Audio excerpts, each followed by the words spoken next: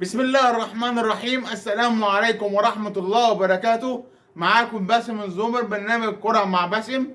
النهاردة هنحلل ماتش بيراميدز وزد اللي انتهى منذ قليل، نهائي كأس مصر موسم 2023-24.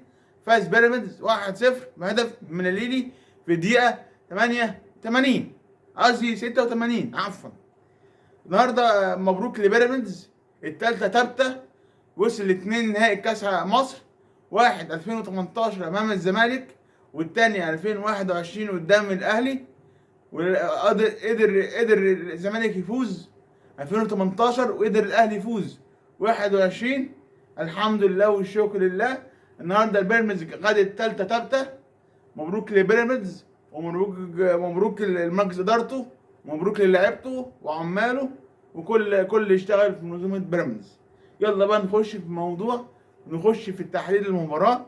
الشوط الاول كله زد زد زد زد زد. شفتش علي لطفي خالص طوال الشوط الاول. زد كان متفوق جدا في الشوط الاول، هات وخد، ومصطفى زيكو يضيع وشادي حسين يضيع منهم كرة بالظبط في الدقيقة 35، في الدقيقة 25 شبه كرة أسامة أبو علي بالملي بالكربون، بس ربنا ما وفقش فيها شادي حسين وطلعت بره. نفس الكرة بالظبط والله بالكربون في الدقيقة 25. بعد كده يزيد يفضل بقى طخ طخ طخ طخ ويخلص الشوط الأول 1-0، قصدي يخلص تعادل 0-0 وينتهي الشوط الأول. الشوط الثاني المدرب بتاع بيراميدز نزل زناكا، هو عامل بقى الشغل كله في بيراميدز. الشوط الثاني كله بيراميدز، كله بيراميدز، ولا منازع ولا ما شفتش الشناوي خالص في الشوط الثاني. الشوط الاول كله بيراميدز بيراميدز بيراميدز بيراميدز لحد ما نيلي يجيب الجون في 86 ويخلص الماتش 1-0 لبيراميدز. كده خلاص انتهى التحليل بتاعنا. باذن الله باذن الله باذن الله كده خلاص.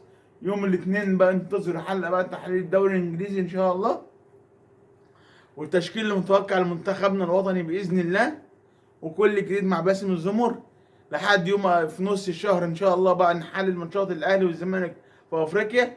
وان شاء الله بقى من اول يوم بقى 16/9 هنبدا بقى الشغل باذن الله. ماتش تحليل الاهلي والزمالك السوبر الافريقي من اول كام 16، من اول 16/9 هنتابع الاهلي ونتابع الزمالك والصفقات والاخبار وخلاص. والحمد لله محمد ابن رمضان خلاص هيمضي الاهلي، وما يمضي هيجي بكره ان شاء الله مصر ويمضي الاهلي باذن الله. مبروك محمد ابن رمضان علينا الاهلاويه وجمهور الاهلي. كان معكم باسم الزمر، برنامج الكرة مع باسم. كل الجديد مع باسم الزمر، ما تنسوش اشتراك على الفيسبوك وعلى اليوتيوب وعلى التيك توك. شكرا، سلام، والى اللقاء الحلقة القادمة.